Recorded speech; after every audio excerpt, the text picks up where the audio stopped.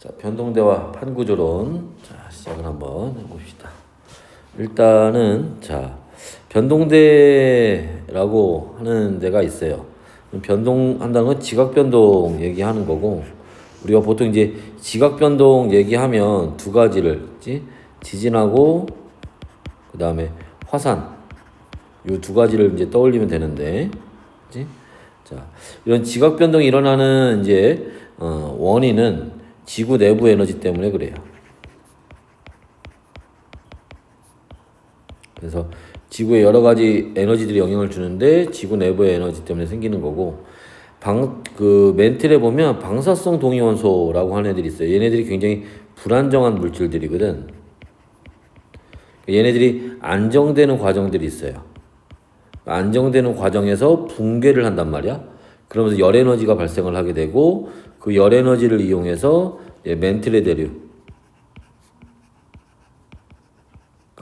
일어납니다.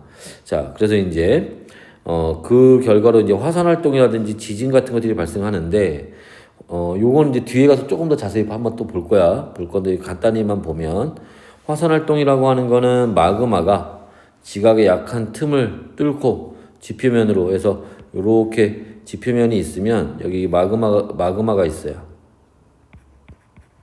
이 마그마가 지표면이 약한 곳을 뚫고 터져 나와서 우리가 알고 있는 화산 같은 걸 만드는 이런 과정들을 얘기를 하는 거고, 거기에서 이제 화산가스라든지 화산 쇠설물, 용암 같은 것들이 나옵니다. 자, 그 다음에 지진이 발생하는데, 자, 지하에 축적된 에너지가, 그치? 그래서 땅 속에 요렇게 그래서 큰 바위 같은 게 있어.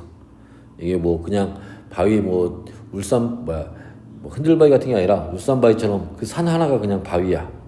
그런 거에 주변으로부터 얘를 막 밀고 땡기고 막 이런 힘들이 작용을 하는데, 뭐 힘이 조금 작용했다고 얘가 막 깨지고 이러진 않아요. 그럼 그게 무슨 바위겠어, 그지? 처음에 버티면서 이 안에 그런 에너지들, 얘를 눌렀던 에너지들이 축적이 되어 있다가 한 번에 쫙 하고 깨집니다. 깨지면서 여기에서 그 깨질 때의 진동이 전달이 돼요. 그게 이제 우리가 알고 있는 뭐 피파, 에스파 얘기하는 지진파로 전달이 되는 거고, 이제 그런 걸 얘기하는데, 여기서 하나 참고로 얘기하면, 이렇게 지진이 발생하는 곳을 우리가 진원이라고 하고, 이게 땅속에 있어서 눈에 보이지 않으니까 그 위에 있는 지표면에 있는 지점을 우리가 진앙이라고 얘기를 해요. 여러분 참고로 알아두시면 될 것 같고. 자, 그래서 여기 진원이 있고, 그래서 지진이 발생한 지점, 그 다음에 진앙이 있다. 이런 거 정도. 자, 근데 우리가 이제 꼭 알고 있어야 되는 게 뭐냐면, 지진을 구분할 때 우리가 진원의 깊이에 따라서, 어디에서 발생했느냐라는 거에 따라서 나누면 천발 지진이라는 게 있고, 얕은 데서 발생한 거예요. 그 다음에 깊은 데서 발생하는 걸 신발 지진이라고 하고, 그 중간 지점에서 나타나는 걸 중발 지진이라고 해요. 요렇게 이제 지진들이 깊이에 따라서 종류를 나눠서 볼 수 있다라는 겁니다. 자, 그때 변동대라는 거는 화산대라는 게 있고 지진대라는 게 있는데, 이런 이제 화산이 자주 일어나는 지역, 지진이 자주 발생하는 지역들을 얘기를 합니다. 이런 화산대와 지진대를 합쳐서 우리가 변동대라고 얘기를 하는 거야. 그치? 자, 이때 이 변동대는 화산대와 분포가 어떻게 되느냐? 대체로 좁고 긴 띠 모양을 가지고 있고요. 대륙의 중앙부보다는 대륙의 주변부에,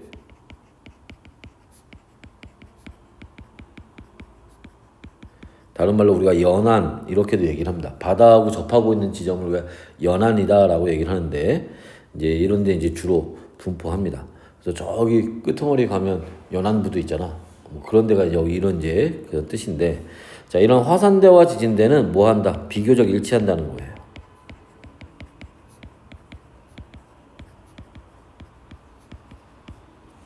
그래서 여기 이제 화산대와 지진대 이제 지도가 나와 있는데, 뭐 보는 것처럼 대체로 띠 모양으로 많이 생겨 있죠. 해서 요런 데를 얘기한다. 그리고 이제 이런 데 유명한 데가 이제 환태평양 화산대, 환태평양 지진대 요런 데나 알프스 히말라야 산맥이 있는데, 그치? 그다음에 해령이나 요런 데 있다라는 거 같이 봐두시면 되고. 자, 이런 게 이제 왜 그러냐면 판구조론 때문에 이제 우리가 보려고 하는 건데, 그치? 이런 그 변동대가, 그치? 자, 여기서 요거 마저 보고 갈까? 이게 비교적 이제 화산대와 지진대가 일치한다고 했는데, 얘네가 어디? 주로 판의 경계와 주로 일치해요.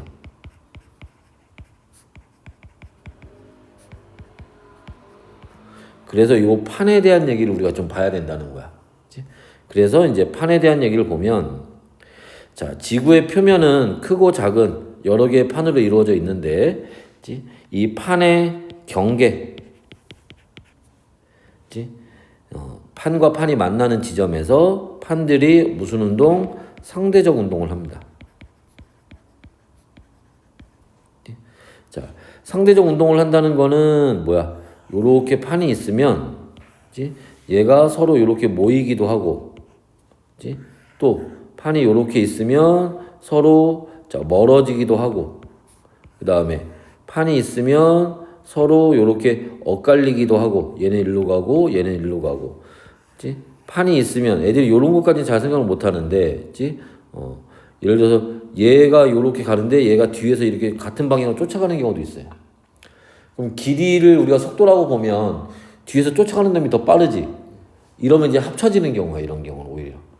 그치? 반대로 앞에 가는 게 더 빠르면 벌어지겠지 오히려. 그치? 이제 그런 것도 우리가 생각할 수 있어야 돼. 그치? 자, 그래서 자, 이런 상대적 운동에 의해서 근데 이때 얘네 지금 봤던 것처럼 이동 속력이나 방향이 다 다르기 때문에 거기에서 지각 변동이 발생을 하는 거예요. 자, 그때 이 판은 우리가 암석권이라고 얘기를 하고 약 한 100km 정도까지를 우리가 얘기를 합니다. 그래서 우리가 앞에서 지각을 해양지각, 대륙지각 나눴던 것처럼 얘도 해양판하고 대륙판으로 요렇게 구분이 가능해요.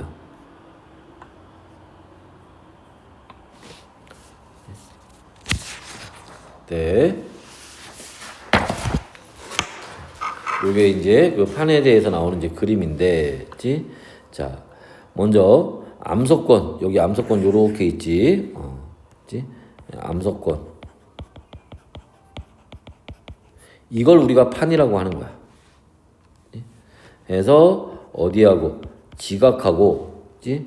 여기 지각에 해당하는 요 부분하고 여기까지 포함하는 거야. 요 부분을 우리가 뭐라고 하니 멘틀의 최상부라고 얘기를 합니다.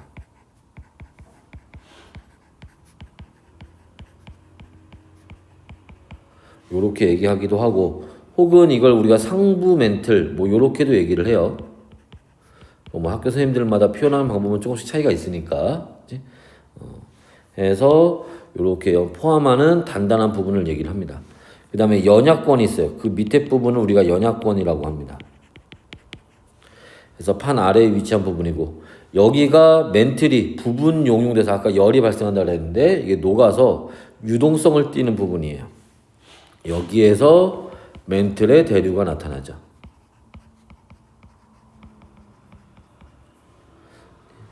자, 그리고 판은 해양판과 대륙판으로 이렇게 나눠진다고 했는데, 자, 해양판은 현무암으로 주로 구성이 되어 있고, 대륙판은 화강암으로 주로 구성이 되어 있어요. 평균 두께는 해양판은 두께가 얇고요, 대륙판은 두께가 두꺼워요. 평균 밀도가 해양판은 밀도가 크고요, 대륙판은 밀도가 작습니다. 자, 그리고 이제 판들이 지구 표면에 이렇게 있다라는 거야. 이런 이제 뭐 필리핀판, 태평양판 이런 판들이 있어요. 그리고 여기 이제 화살표 보시면은 이 화살표가 나타내는 게 뭐야? 얘네가 지금 상대적 운동, 그지? 서로 지금 여기 요렇게 오고 요렇게 와서 서로 이제 다가오고 있다, 그지? 가까워지고 있다. 여기는 어떻게 돼? 서로 멀어지고 있는 거지, 그죠? 그래서 이렇게 그 우리가 문제 주어지는 지도 자료를 보면 화살표들이 있는 경우들이 있어요. 그걸 보고 우리가 또 유추할 수 있으니까 이런 거 알아두시면 되고 10여 개의 판으로 되어 있고 이렇게 움직인다. 자, 이런 판 이동하는 원동력은 아까 앞에서도 얘기했지만 지구 내부 에너지가 될 거고요.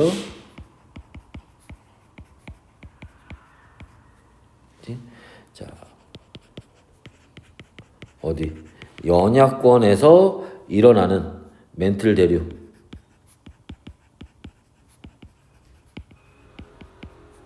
이거는 자,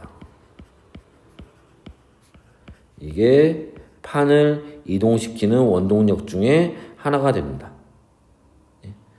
그때 우리가 보통 이제 섭입대라고 하는데 이런 데에서는 서로 잡아당기는 힘이 작용할 거고 해령 이런 데서는 서로 밀어내는 힘이 또 작용을 해요. 그치?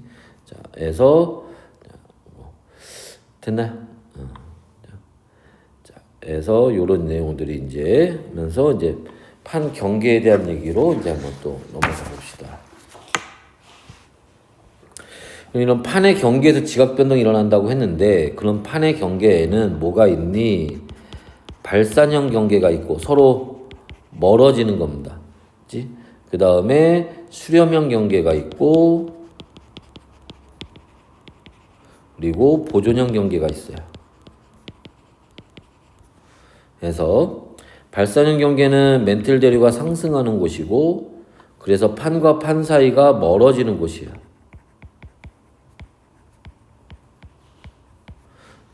그래서 여기 요 그림 보시면 돼. 요렇게 이제 멀어지는 거 이런 거 얘기하는 거고. 그러니까 얘가 요렇게 멀어지면 밑에서 뭐 하겠어? 이렇게 새로운 마그마가 막 올라온단 말이야. 마그마가 올라와서 얘가 굳어버리면 새로운 땅이 되는 거야. 그러니까 새로운 지각이 생성되는 곳이고. 반면에 수렴형은 멘틀 대류가 하강하는 곳이고 그래서 판과 판 사이가 가까워집니다. 그래서 여기 요 수렴형 경계 요렇게 보면 그래서 지금 자 그런 것처럼 얘들이 요렇게 되면 이제 마그마 여기 이제 지각이 아래로 내려가 버리는 거야. 그러니까 오래된 지각이 없어지는 거예요. 소멸하는 곳입니다. 그 다음에 보존형 경계는 멘틀 대류가 없고요. 여기에서는 판과 판이 어긋나는 거야. 엇갈리는 거예요. 여기서 따로 뭐 지각이 생기거나 없어지진 않습니다. 그래서 그림에서 보시면은 자 어디가 자 예를 들어 여기가 지금 여기 해령이라고 나와 있는데 여기가 발산형 경계예요. 밑에서 이렇게 마그마가 지금 올라오고 있는 거고, 그 다음에 여기 요런 데가 이제 지각이 요렇게 내려가고 있죠.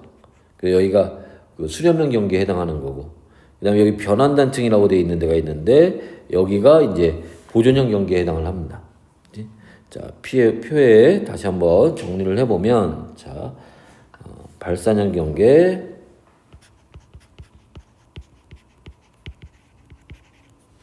그 다음에 수렴형 경계,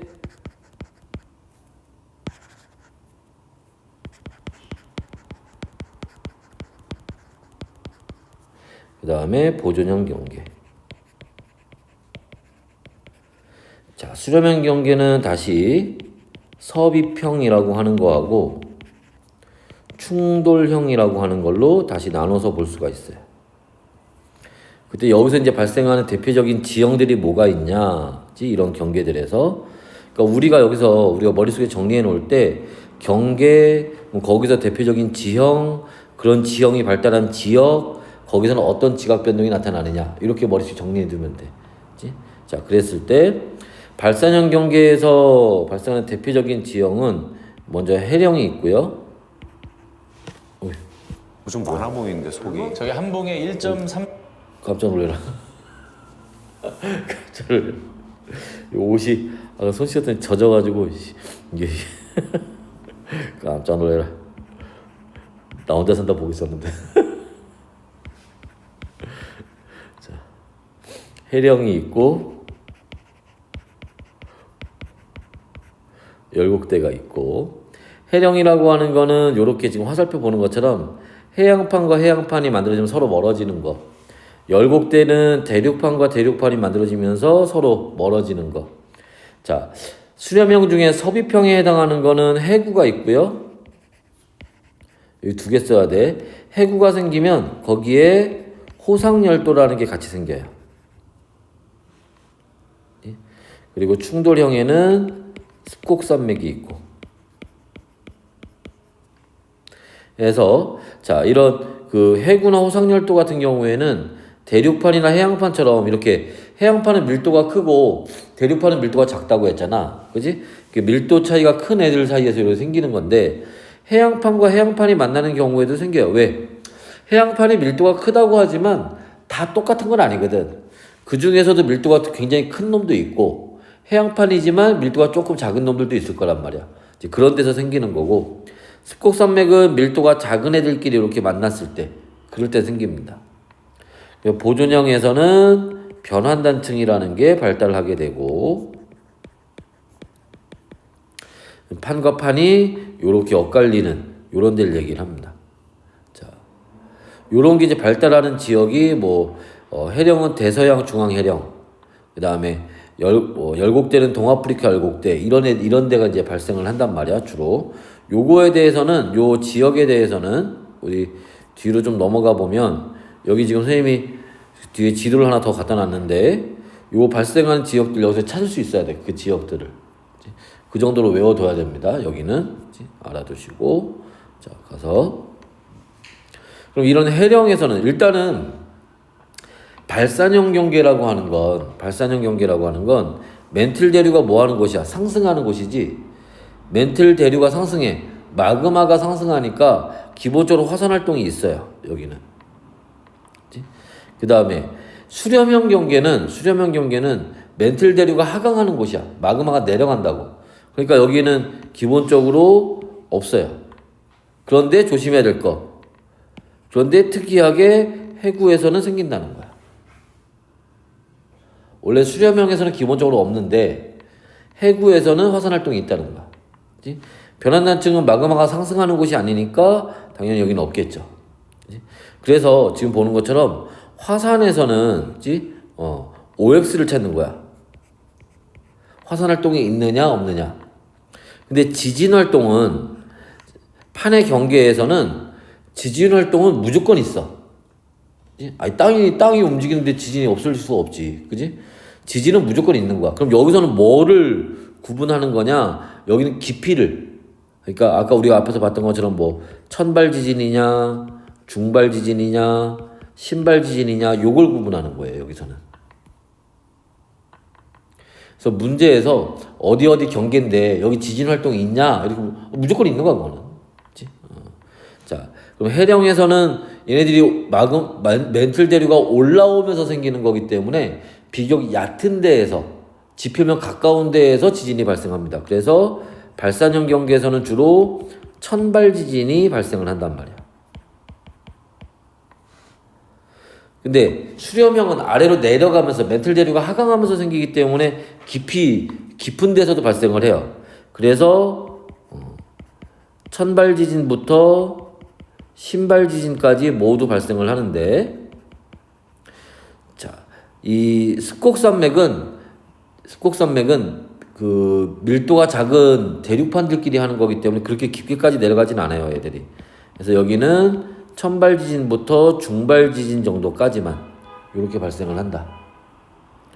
그리고 자, 보존형 경계는 천발 지진만, 여기 마그마가 올라오는 곳이 아니기 때문에 자, 이렇게 발생을 한다. 됐나? 요 표가 이제 머릿속에 들어가 있어야 되는 거예요. 자, 그때 이제 하나하나 조금 더 자세히 한번 보도록 합시다. 자, 발산형 경계는 다시 멘틀 대류가 뭐 하는 곳? 상승하는 곳이고, 새로운 판이 만들어지는 곳, 생성되는 곳이에요. 양옆으로 멀어지겠죠. 그래서 판의 경계에서 멀어질수록 지각의 나이가 많고 퇴적물의 두께가 큽니다. 그리고 화산 활동과 그 다음에 천발 지진이 여기서 주로 이제 발생을 하게 돼요. 자, 그리고 자, 지금 왼쪽에 보이는 그림이 이게 열곡대를 얘기하는 건데, 그지? 자, 열곡대는 누구하고 누가? 대륙판과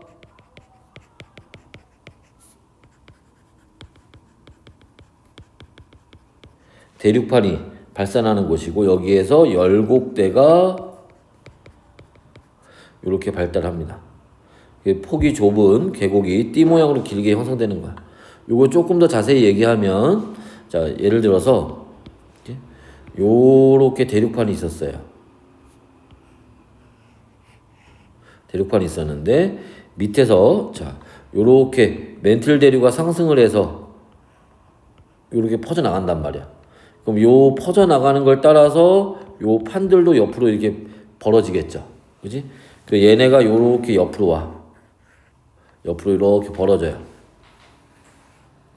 그러면 여기에 새로 올라온 요 마그마 때문에 새로운 땅이 요렇게 생기는 겁니다.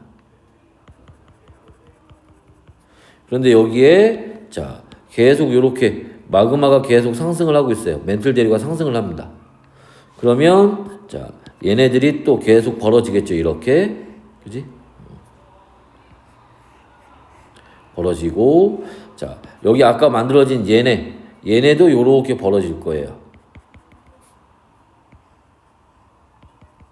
그리고 새로 올라온 놈이 여기 올라와서 여기 또 새로운 지각을 또 요렇게 또 형성을 하겠지. 그지? 요런 과정을 설명하는 건데, 그게 이제 왼쪽의 그림 이제 그런 그림을 얘기를 하는 거야. 자, 그런데 예를 들어서 여기에 자, 그 바다의 높이가 우리 해수면이라고 하지. 해수면의 높이가 예를 들어서 요만큼이었다고 치자. 너무 높은가? 요만큼이었다고 칠까? 요만큼이었다고 치자. 그래서 요렇게 해수면의 높이가 아직 육지야. 근데 해수면의 높이가 요렇게 가면 자, 이제 여기는 어떻게 돼? 여기는 바다 밑이죠. 이쪽으로 요렇게 여기서 보는 것 보면 이쪽으로 바닷물이 이렇게 들어와요. 그래서 여기가 바닷물로 채워지면 이쪽 떨어져 나간 쪽은 뭐가 되는 거야? 섬이 되는 거야. 나중에 이제 지금 아까 우리 예시로 지역을 동아프리카 열곡대라는 데를 봤는데 거기도 나중에 섬이 될 거예요. 그래서 이런 과정들을 이제 설명을 하는 거고, 자, 이제 오른쪽에 나와 있는 게 해령입니다. 자, 해령은 뭐하고 해양판과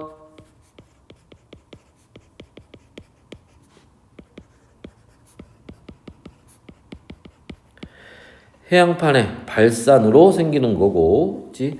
여기에서 해령이나, 그치? 해저 산맥 같은 것들이 만들어진다. 그치? 여기 요렇게 산처럼 뾰족뾰족 올라와 있는 거, 이런 애들 우리가 해령이라고 하는 거야. 그치? 자, 주변보다 수심이 얕은 지형이 발달하게 되죠. 그지?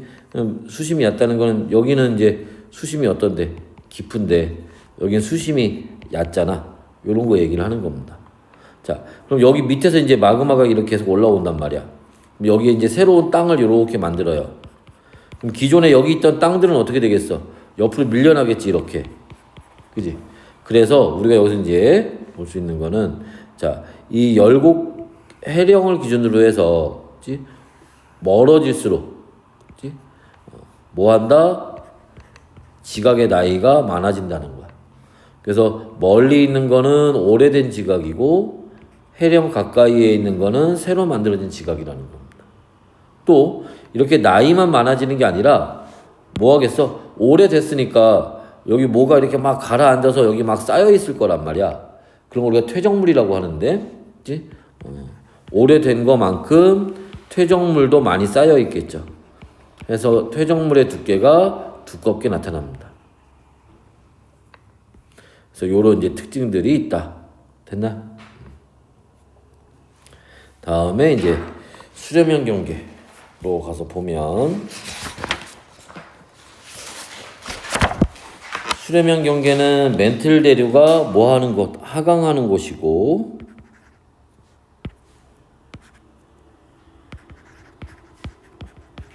그치?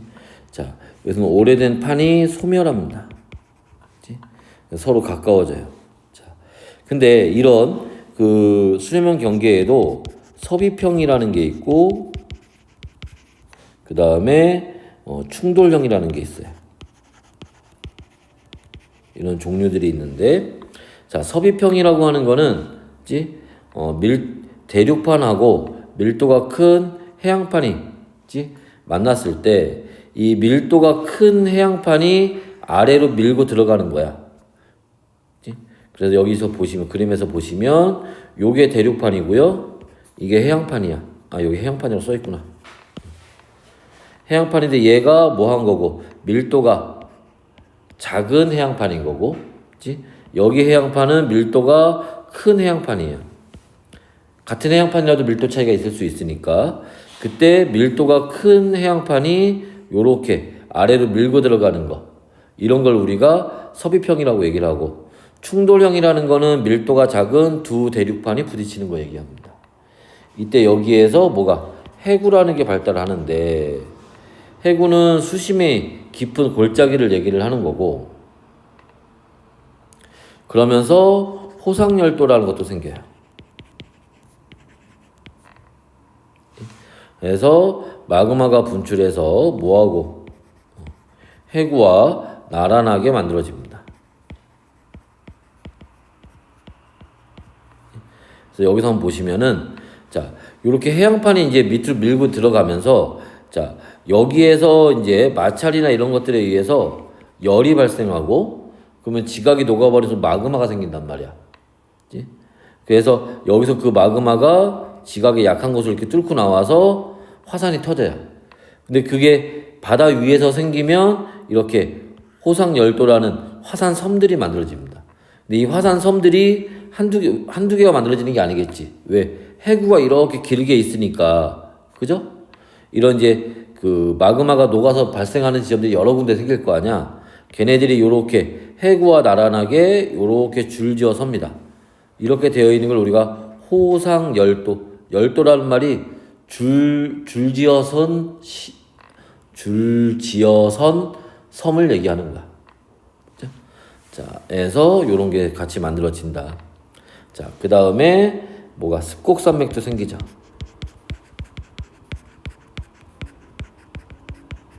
그래서 두 판이 충돌하면서, 그치? 자, 횡압력에 의해서, 횡압력, 옆으로 누르는 힘을 얘기를 하는 거야. 그래서 습곡산맥이 만들어진다. 그래서 여기 지금 그림에서 보는 것처럼 이렇게 만들어지는데, 자, 얘는 누구? 대륙판과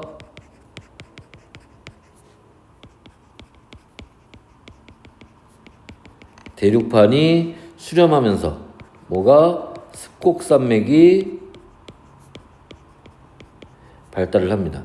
자, 여기에서 이제 그 대표적인 경우가 그 히말라야 산맥이란 말이야. 히말라야 산맥은 요렇게 아시아, 유라시아 대륙이 있으면, 그치? 원래 지금 인도판이, 그치? 요렇게 떨어져 있었단 말이야, 유라시아 대륙에서.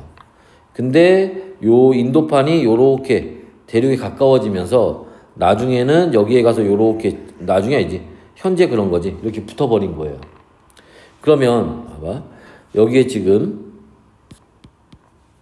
이렇게 큰 대륙판하고 큰 대륙판이 있고, 그치? 그 사이에 바다가 있어. 그럼 여기에 퇴적물들이 많이 쌓였을 거 아니야, 그지? 근데 얘네들이 다가와서, 얘가 다가와서 여기에 요렇게 오면 요 사이에 쌓여있던, 그지? 요 퇴적물들이 어떻게 되겠어? 이렇게 밀려 올라가겠지, 그지? 그게 지금 히말라야 산맥인 거야. 그러니까 얘는 원래 바다에 있던 거지. 그래서 히말라야 산맥 꼭대기 가면은 조개 껍데기가 발견이 되는 거야. 그치? 그래서 이제 이런 원리로 만들어진다. 그 다음에 해구하고 호상열도, 여기는 누구? 해양판하고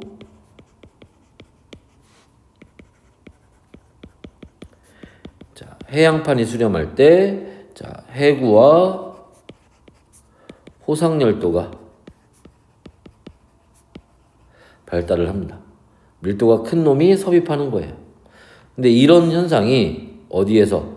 해양판과 누구? 대륙판이 수렴할 때도 이런 현상이 발달하게 되고 이때는 해구뿐만 아니라 아까 여기 화산 활동이 있다고 그랬는데 얘가 이제 어디에 바다에 생기는 게 아니라 섬으로 생기는 게 아니라 육지에 생기는 거잖아. 대륙파라고 부딪히니까. 그지? 그러면 거기에 습곡산맥이 같이 이렇게 생겨요.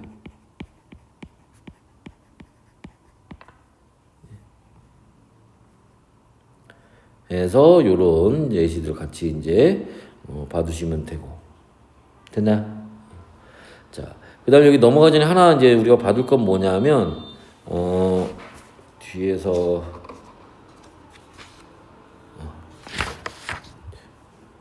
봐둘 건 뭐냐면, 여기 봐봐. 지금 해구가 있는데,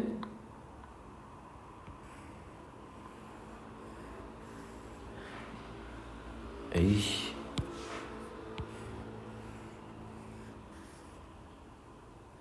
해구가 요렇게 있죠.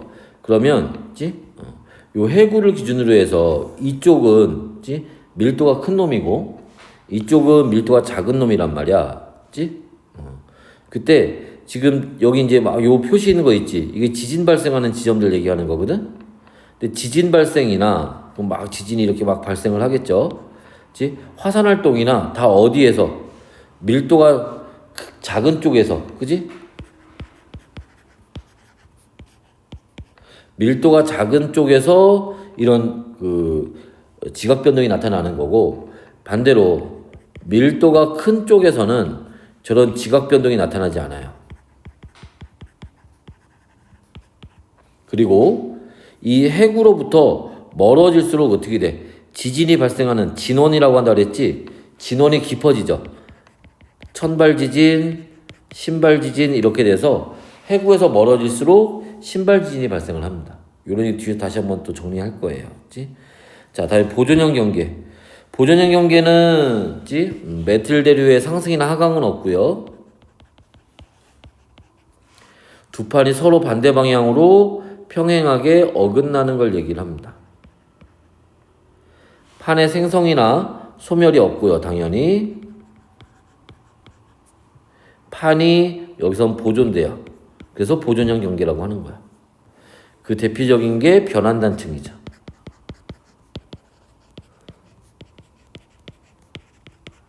됐어요? 자, 그래서 여기서 조심해야 될 게 있어. 변환단층의 위치를 좀 더 정확히 찾아봐야 되는데 무슨 말이냐면 자, 여기가 해령이에요. 해령에서 이제 마그마가 올라와서 여기도 해령인데 마그마가 올라와서 양쪽으로 이렇게 퍼져나갈 거 아니야. 그죠? 양쪽으로 이렇게 퍼져나가잖아. 그지? 그래서 얘들이 이렇게 퍼져나간단 말이야. 여기 애들이 퍼져나가겠지. 이렇게. 그럼 여기서 봐봐. 자, 여기 요 경계 여기를 변환단층이라고 하는 게 아니야. 여기는 지금 판이 이동하는 방향이 어때요? 같죠? 그러니까 변환단층은 어긋나는 데야. 여기도 마찬가지야. 여기도 지금 판이 이동하는 방향이 같단 말이야. 이건 변환단층이 아니에요. 그럼 어디가? 여기하고 여기가 지금 어긋나고 있지. 여기를 우리가 변환단층이라고 하는 거야. 이해했어? 그래서 같이 알아두시면 됩니다. 자, 그래서 여기 다시 한번 보시면 이제 이런 판의 경계의 특징, 아까도 선생님이 잠깐 얘기했지만, 그치? 해령을 기준으로 해서 양쪽으로 멀어질수록 지각의 나이가 어떻다? 많다라는 거야. 그리고 퇴적물의 두께가 두꺼워져요. 수심도 깊어지고.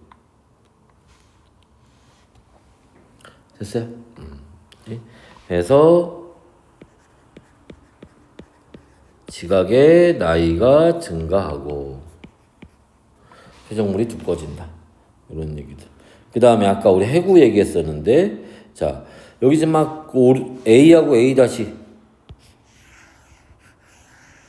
여기 땅을 딱 잘라서 보면 요 A하고 A 다시 이렇게 된단 말이야. 이때 자, 여기는 지금 무슨 지진? 이게 지금 지진이 발생하는 지점을 점으로 찍은 거예요. 여기는 천발 지진. 여기는 어디 깊은 데서 발생하니까 신발 지진. 그지? 아까 선생님이 뭐라 그랬어? 여기 해구 얘기할 때 해구로부터 멀어질수록 신발 지진이 발생한다 그랬지. 가까운 데는 천발 지진이 발생하고. 그러니까 그치? 어디가 요 A-에 여기 이쪽에 해구가 존재하는 거예요. 그래서 해구에서 뭐 할수록 멀어질수록 그치? 지진의 깊이가 발생한다. 진원의 깊이가 깊어진다라는 겁니다. 그치? 그래서 자, 섭입돼서 지진과 화산은 해구 A-에서 그치? 밀도가 작은 판 아래에서 발생을 합니다. 그래서 밀도가 작은 판으로 갈수록 진원의 깊이가 깊어진다.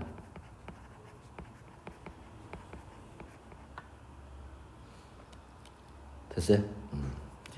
그래서 자, 이런 내용들을 볼 수 있는데 자 넘어가기 전에 요거 하나만 잠깐 볼까? 예를 들어서 여기 변환단층 얘기 한번 잠깐 봅시다. 예를 들어서 내가 여기에서 요 지역에서 땅을 퍼왔다고 쳐보자. 그러면 여기하고 여기가 좀 다르겠지. 뭐가 다르니? 요 지역은 해령에서 만들어져서 이만큼 온 거잖아. 요 밑에는 해령에서 만들어서 이만큼 온 거잖아. 그러니까 같은 지역에서 퍼온 지각이지만 여기는 나이가 많고, 그치? 여긴 나이가 적겠지. 그죠? 그래서 요런 이제 해령의 위치가 달라지니까 나이에 차이가 생긴다는 거 같은 지점에 생겨도. 그치? 요런 것들도 이제 알고 있으면 됩니다. 해석할 때 이제 필요한 내용들이에요. 자, 그래서 이제 넘어가 보시면 자, 지도에 자, 예를 들면 A 같은 경우에는 히말라야 산맥이고요. 지도에서 A가 있는 곳이 히말라야 산맥이고 저 히말라야 산맥에는 뭐가 습곡 산맥이 발달을 합니다. 또 G가 있는 지점은 이제 동아프리카 열곡대라고 하는 곳이고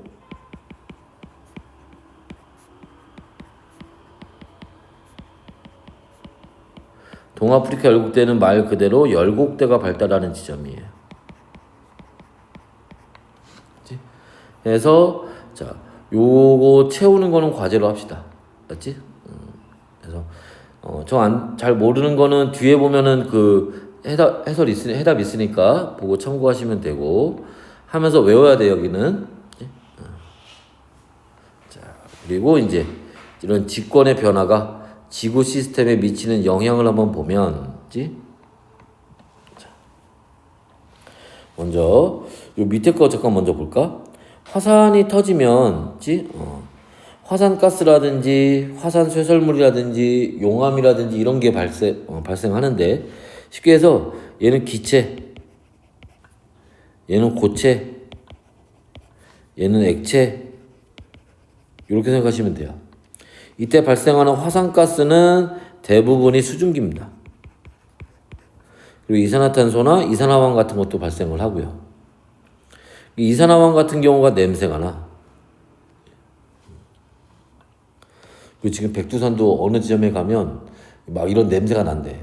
지금 거의 막 이제 그 가스가 거의 밑에까지 막 올라온 거야. 지표면 밑에까지. 조만간에 터질 가능성이 커. 그래서 이 이산화황이 발생하면 그 근처에 나무들이 다 죽어요. 이것도 그렇고 도쿄도 그렇다며. 후지산도 터질 날이 얼마 안 남았어. 후지산도 이렇게 지하 하수 그 도쿄 바로 그 밑에 있잖아. 그지? 그래서 하수구 뚜껑 내는 걸 열면 거기서 냄새가 장난이 아니래.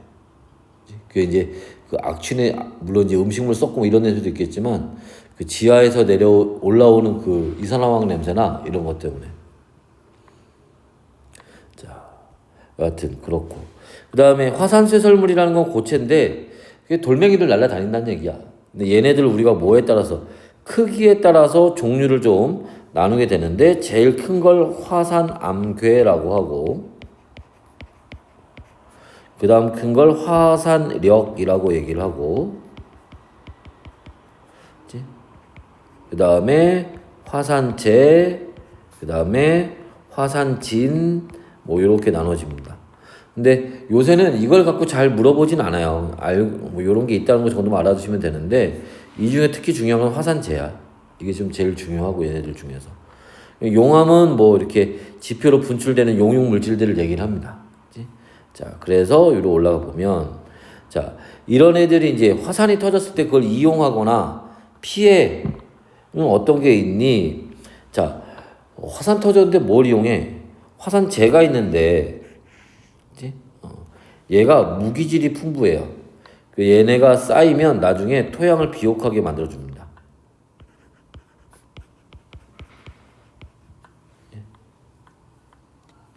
그 뭐지? 겨울에, 지금은 좀 지났지만, 겨울에 쥐불놀이 알아? 쥐불놀이? 깡통 막 해가지고 해봤냐? 안 해봤냐? 나 옛날에 여기서 했는데 여기 옛날에 다 논밭이었어 여기. 여기 와가지고 여기서 쥐불놀이하고 막 그랬었는데 옛날에. 그게 왜 하는 거냐면 물론 이제 뭐 명절 때 뭐 이렇게 막 하고 그런 것도 있지만 그걸 던져가지고 이제 그 지푸라기들 있잖아. 거기다 불을 내는 거야 일부러. 그럼 그게 재가 쌓이잖아. 그 재가 그 논이나 밭을 비옥하게 만들어주는 거야. 영양분이 돼가지고. 그래서 농사를 지으면 그 영양분이나 이런 게 소실되기 때문에 그 땅이 되게 좀 나중에 그 작물을 심어도 잘 안 자라. 근데 그런 것들이 와서 보충을 해주는 거지. 그런 조상들의 지혜란다. 자, 그 다음에 이때 이제 또 화산이 있으면 뭐 터지지만 않는다면 열이 발생하니까 그걸 우리가 지열난방이라는 것도 할 수가 있고요. 아니면 지열 발전 같은 것들 이런 것들을 할 수가 있고 이제 관광자원으로 온천 같은 거 이런 거 만들어서 관광자원으로 활용이 가능합니다. 근데 피해를 입는 건 뭐냐? 화산가스에 이산화황 같은 게 포함되어 있는데 얘네들이 나중에 산성비를 내리기도 해요. 그리고 용암이 덮치면 뭐 큰 피해가 생기겠지. 이건 말할 필요 없고 화산재가 있는데 화산재는 일단 항공기의 운항을 방해합니다. 항공기 같은 정밀기계는 먼지의 쥐약이야. 그래서 화산 터지면 그 근처에서는 비행기가 못 날아가요. 비행기가 날아가다가도 화산이 터졌다. 그러면 겁나 멀리 돌아서 가야 돼. 왜냐면 그 화산재가 조금이라도 비행기 안으로 들어가면 비행기 떨어질 수도 있거든. 그럴 정도라서 운항을 방해하고 그 다음에 햇빛을 차단해요.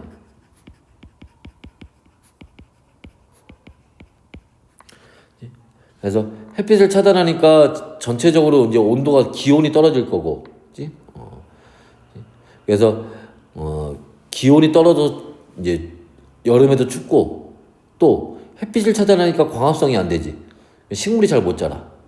예전에 조선시대 때 뭐 거기 보면 거기 나오는데 옛날 그 엄청 큰 화산이 터져가지고 화산 이름이 지금 생각은 안 나는데 거의 전 지구적으로 영향을 줄 정도로 큰 화산이 터져서 그래서 전 세계적으로 이제 흉작이 들었던 때가 있어. 흉작이 들어가지고 그래서 우리나라 이제 조선만 그런 줄 알았더니 나중에 이제 조금 이제 뭐 다른 나라 자료도 보니까 다 유럽이라는 데 다 마찬가지였던 거야. 그래서 햇빛을 차단하니까 식물들이 못 자라서 그랬던 거지. 그래서 그 정도로 이제 큰 피해를 주기도 한다라는 겁니다. 자, 그 다음에 지진. 자, 지진이라는 건 아까도 얘기했던 것처럼 자, 누적된 에너지가 한꺼번에 분출되는 현상을 얘기를 하는 거고요. 자, 이걸 어디에 이용하냐? 이 지구 내부 구조를 연구할 때 이용할 수가 있고요. 그래서 우리가 뭐 피파, 에스파 이런 거 해가지고 뭐 어디가 액체네, 고체네 뭐 이런 거 얘기하잖아. 이제 그런 게 다 이런 지진파를 이용하는 거지. 그래서 인공 지진을 일으키기도 해요. 지구 내부 구조를 파악하기 위해서. 그래서 그런 걸로 우리가 지하 자원을 찾기도 합니다. 왜냐하면 단순히 고체냐 액체냐에 따라서 지진파의 속도가 달라지기도 하지만 정확히 얘기하면 물질마다 다 달라. 같은 고체라고 하더라도, 그치? 금에서 지진파가 통과하는 속도하고, 그치? 이러면 석탄이 있다. 석탄에서 지진파가 통과하는 속도가 다 다르다고. 이제 그런 걸 통해서 어디에 어떤 지하자원이 있는지를 대략적으로 찾을 수가 있지. 그런 거. 그 다음에 이제 피해를 입는 건 건물과 교량이, 교량은 달이 얘기하는 거죠. 붕괴되거나 화재가 발생하거나. 그 다음에 지진해일이 발생합니다. 예전 그 교과서에서는, 교과서 바뀌기 전에는 지진해일 얘기가 가끔씩 나왔어. 이게 왜냐하면 요새도 가끔 유튜브에 나오지만 동일본 대지진이라고 들어봤냐? 그래서 그 후쿠시마고 그지? 원자력 발전소 뭐 망가지고 막 그랬던 장난 아니었거든. 이제 그 직후였기 때문에 그래서 요 쓰나미 얘기가 가끔씩 문제 나올 때가 있었어요. 네, 대처 방법은 화산이건 지진이건 간에 그렇잖아. 지진을 안 일어나게 하거나 화산을 안 일어나게 할 수는 없지. 가장 좋은 건 뭐야? 빨리 경보해서 빨리 도망가는 게 최고야. 그 외에 이제 내진 설계라든지 이런 걸 의무화해서 이제 건물이 무너지는 걸 방지하자. 그래서 이제 요런 얘기들이 다뤄지죠. 이제 역학 들어가기 전에 일단 여기까지 한번 끊고